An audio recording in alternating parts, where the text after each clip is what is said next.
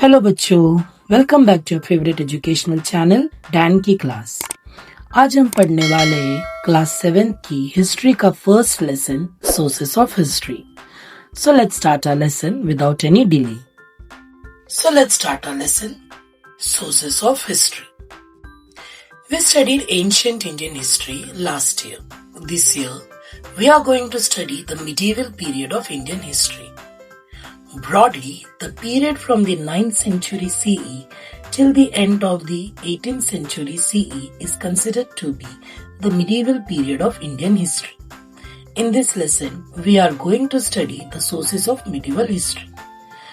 तो last year जब हम 6th स्टैंडर्ड में थे तब हमने देखा था कि हमने एंशिएंट हिस्ट्री, सारे गुप्ता डायनेस्टी, मौर्य डायनेस्टी, इनके बारे में पढ़ा था। अब हम पढ़ने वाले मिडिवल पीरियड यानी कि जो मिडिल में जो था, मध्यकालीन युग में जो हिस्ट्री था। Now broadly the period from the 9th century CE यानी कि 9th century CE, CE means Christian era after the birth of Lord Jesus Christ, till the end of the 18th century CE is considered to be medieval period of Indian history. This is very important. Which is the medieval period of Indian history? Question में आपको answer लिखना है। From the 9th century CE till the end of the 18th century CE is considered to be the medieval period of Indian history. History gives us a chronological, scientific and systematic account of past event. Now, history gives us what? Chronological मतलब line wise, first, second, third, पहले कौन था, उसके बाद में कौन आया। Scientific and systematic, एक proper account of the past events जो बीत गया है, जो पहले हो चुका है। 4 factors are very important from the viewpoint of history. They are individuals, that is people, society जहाँ पर रहते हैं लोग, या वो एरिया या वो जगह, place and time. History must be based on authentic evidence. Authentic means exact or real evidence, proofs or proofs. These proofs are known as the sources of history. Let us classify these sources into material source, written source and oral source to learn more about them. Let us also evaluate the sources of history. Now, what is history और what are the sources of history, ये तो हमने 5th standard से सुना है या अपने पढ़ा है। तो मेन सोर्सेज ऑफ हिस्ट्री क्या है? Material source, written sources and oral sources. We have to consider many factors related to the historical events that we want to study. It is necessary to support our study with historical sources. तो हम जो भी पढ़ रहे history के बारे में या हिस्ट्री के बारे में हम लिख रहे, तो उसके लिए कोई ना कोई नेसेसरी या इम्पोर्टेंट प्रूफ होना चाहिए कि हाँ, ये चीज या ये घटना उस वक्त घटी थी। These sources have to be verified. Verified means checked. We have to see whether they are authentic. वो रियल है या सिर्फ झूठ कुछ भी बोला गया है। It is necessary to use these sources judiciously. Judiciously यानी कि properly, न्यायपूर्वक, and only after a critical analysis. Critical analysis properly हर एक जगह से सच गलत, सही गलत, सच झूठ जो भी, वो सब हमें देखकर ही हम आगे बढ़ना चाहिए। Forts have an important place among material sources. Some major types of forts are hill forts, forest forts, sea forts and forts on the plains. अब फोर्ट्स यानी कि जो किला हम बोलते हैं, जो राजा महाराजा के टाइम पे होता था, वो भी, उसमें भी अलग अलग मेजर टाइप्स होते हैं। जैसे हिल फोर्ट्स जो पहाड़ों के ऊपर बनाया गया हो, फॉरेस्ट फोर्ट जंगलों के बीच में, सी फोर्ट्स समुद्र या बड़े बड़े जो द्वीप होते हैं, आइलैंड्स होते हैं, उसके बीच में बनाया जाता है, या on the plains. Monuments include samadhis, graves, virgala, and buildings include palaces, ministerial mansions, queen's quarters, ranivas, and also houses of common people. They all provide insight about that period. Looking at them, we come to know about the development of architecture. तो जो उनकी बनावट होती है, जैसे वो बनाए गए, तो उससे हमें उनके आर्किटेक्चर से हमें पता चलता है कि कौन सी पीरियड में वो बनाए गए थे। द इकोनॉमिक कंडीशन, पैसा, जितना ज्यादा पैसा होगा राजा उतना ही अपना महल सुंदर और खूबसूरत बनाएगा। Quality of art, style of the building construction and people standard of living in that particular period. Now material sources में आता है दैट इज फिजिकल सोर्स, उसके अंडर आते हैं मेमोरियल्स, राजा महाराजों के नाम पे बनाए गए बड़े बड़े कोई मंदिर हो गए या कोई भी ऐसे जगह होगा, उनके स्टैचूज वगैरह लगाए होंगे, बिल्डिंग्स उनसे उन्होंने बनाए हुए कोई पैलेसेस हो गए या छोटे मोटे बिल्डिंग्स हो गए। केव स्कल्पचर, बहुत सारी गुफाओं में, केव्स में पहले स्कल्पचर मूर्तियां बनाई जाती थी, जैसे अजंता एंड एलोरा में। इंस्क्रिप्शन, पहले पेपर्स नहीं थे तो वो लोग रॉक्स पे या फिर प्लेट्स, कॉपर प्लेट्स पे लिखते थे, इंस्क्राइब करते थे, यानी कि उस पर लिखाई करते थे। फिर coins, then comes copper plates and forts. The coins made by different rulers using metals like gold, silver, copper are important sources of history. From these coins, we learn about the rulers, their period, governance, religious ideas. Similarly, we also learn about the financial transaction and economic condition prevailing at that time. We also see how a metallurgy had advanced in that period. Now, metallurgy means study of metals, okay? Different types of metals, copper, steel, gold, silver, इन सब के बारे में जो study करते हैं, उस process को या उस क्रिया को मेटलर्जी कहते हैं। From the images of Ram and Sita on the coins of Emperor Akbar or Shiva Parvati on the coins of Hyder Ali, we see the religious coordination of those days. तो अकबर के time पे जो coins थे उस पर राम और सीता के images engraved थे। हैदर अली के टाइम पे जो कॉइन्स थे उन पर शिवा पार्वती की इमेजेस एनग्रेव्ड थे। पेशवास यूज्ड द अरेबिक और Persian language on their coins. This throws light on the use of the language in that period. और वैसे ही पेशवास के कॉइन में अरेबिक और पर्शियन लैंग्वेज का इस्तेमाल किया गया था। An inscription is a carving on a stone or a wall, etc. Now, what is inscription? Inscription is a carving on a stone, पत्थरों पर या or a wall या दीवार पर. For example, the inscription found in Brihadishwara temple premises in Tanjavur. Many inscriptions of that period of Chalukya, Rashtrakutas, Chola and Yadava kings have been found.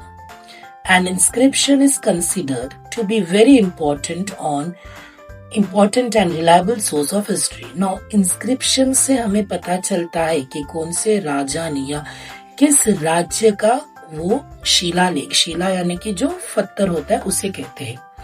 It helps us to understand features like the language, script, social life of a period. Inscription carved on sheets of copper are known as copper plates. तो जो copper plates के ऊपर जो inscription किया जाता था, जो लिखा जाता था, उनको कॉपर प्लेट्स कहते थे. Royal addicts, verdicts etcetera. Now royal addicts यानी कि राजा महाराजाओं का जो ऑर्डर होगा या उन्होंने किसी के खिलाफ कुछ क्या बोलते हैं पनिशमेंट दिया होगा, वर्डिक्ट्स, वो सब उसके ऊपर लिखा जाता था. Are inscribed on copper plates.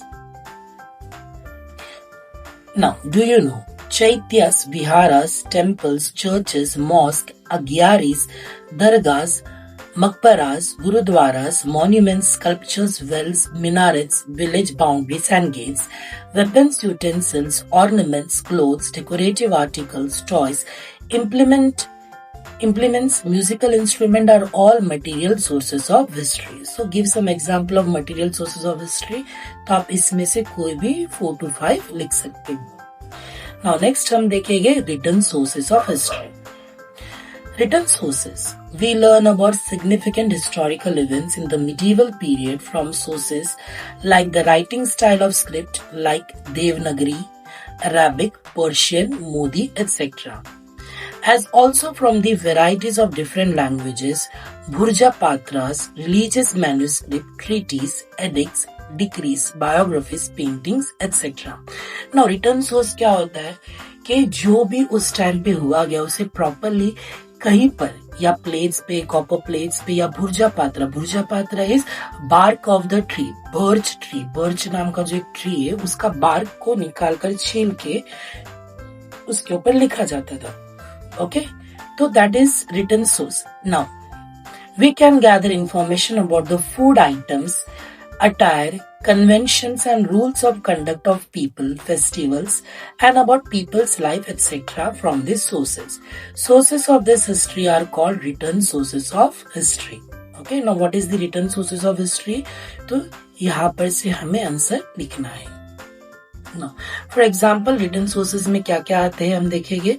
Documents of proceedings in the courts of kings, judicial verdicts or order, जीनियोलॉजीज और शाकावली। जीनियोलॉजी मीन्स राजा, पहले कौन सा राजा था, फिर उसके बाद उसका बेटा या कौन राजा बना, फिर उसके बाद ऐसा क्रोनोलॉजिकली पूरा लिखा जाता है। Then treaties and biographies, then travelogues is जो बाहर से फॉरेन ट्रैवलर्स आते थे, जो इंडिया में आते थे, जैसे फाहिन हो गए, इब्न बतूता हो गए, वो लोग इंडिया के बारे में जो लिखते थे, that is known as travelogues of foreign travellers. Correspondence, dispatches and chronicles of Tawarik is that. Now, during this period, travelers from other countries came to India. They have written travel logs or accounts of their travels. Okay, तो बाहर के country से, for China से, Persia से, या फिर दूर देश से बहुत से लोग आते थे जो इंडिया के बारे में जानने की कोशिश करते थे, और उन्होंने भी अपने ट्रैवल लॉग्स, अपने जो अकाउंट्स होते थे उसमें उन्होंने लिखा है। Some of them are Al-Biruni, Ibn Battuta, Niccolao Manucci, Babur's biography, Shri Shiv Bharat, or the Sanskrit biography of Shivaji Maharaj composed by the poet Paramanand, as well as various other biographies of different rulers and their correspondents, help us to understand the policies and administrative system of the rulers and their diplomatic relations with others.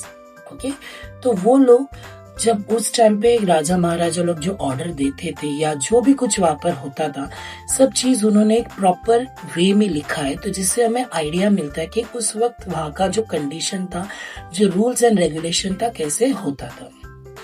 तवारिक और तारीख means the sequence of events. What is तवारिक?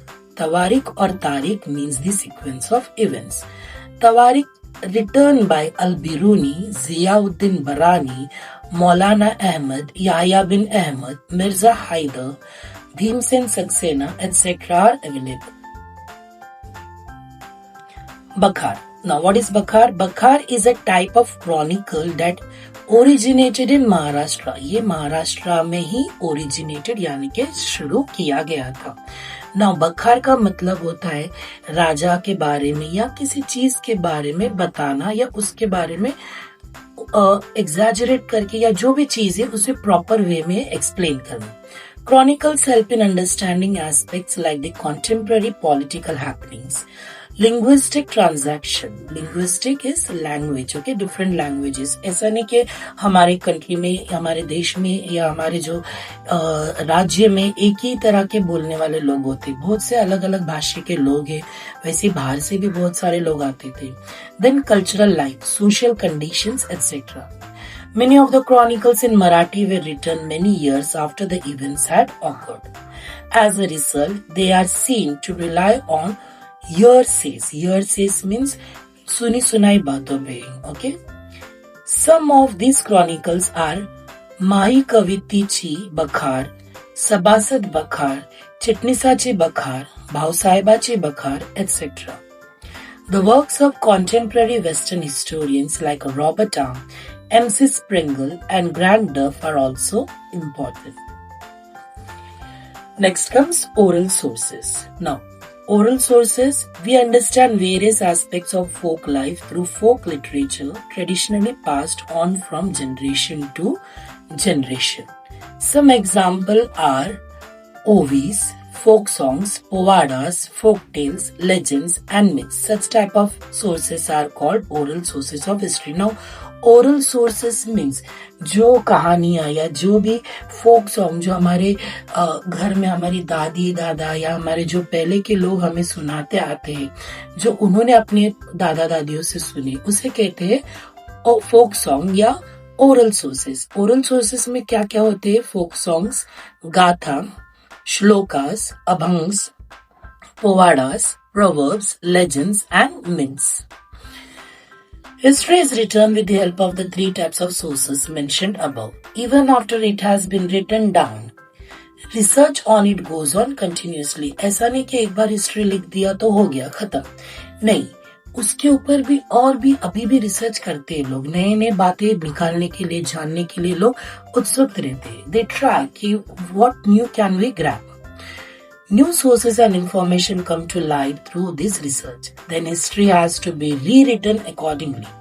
We can see that our history books and those of our parents and grandparents differ to a certain extent. Obviously, जो अभी हम history पढ़ रहे और जो हमारे पेरेंट्स पढ़ रहे थे या जो उनके पेरेंट्स हमारे ग्रैंड पेरेंट्स पढ़ रहे थे, उसमें बहुत डिफरेंस है। ओके, जो हमारे ग्रैंड पेरेंट्स के वक्त का जो हिस्ट्री था वो उस टाइम पे जो चल रहा था वैसा लिखा गया था। जब हमारे पेरेंट्स स्कूल में थे उनके लिए उनके जो पेरेंट्स का हिस्ट्री था और जो प्रेजेंट वक्त का थोड़ा बहुत जो और एक्स्ट्रा नॉलेज उन्हें आया रहेगा वो आया था, और हम जो अभी पढ़ रहे टोटली डिफरेंट है।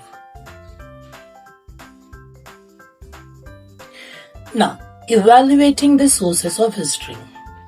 It is necessary to take certain precautions before using these sources of history. Now, precaution to take care. हम क्या कर रहे हैं उसके बारे में सोच समझ के हमें आगे बढ़ना चाहिए। ओके, कि हिस्ट्री जो हम पढ़ रहे हैं वो फैक्ट है, वो ट्रू है, रियल है, या किसी ने कुछ हमें कह दिया, हमने उसी का बोलते सुनी सुनाई बातों पर विश्वास कर हम आगे बढ़ रहे हैं। We have to examine their authenticity and see which are genuine and which are fake.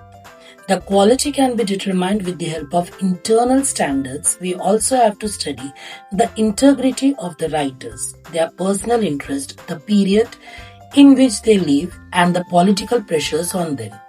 It is also important to see whether they rely on hearsay or give an eyewitness account.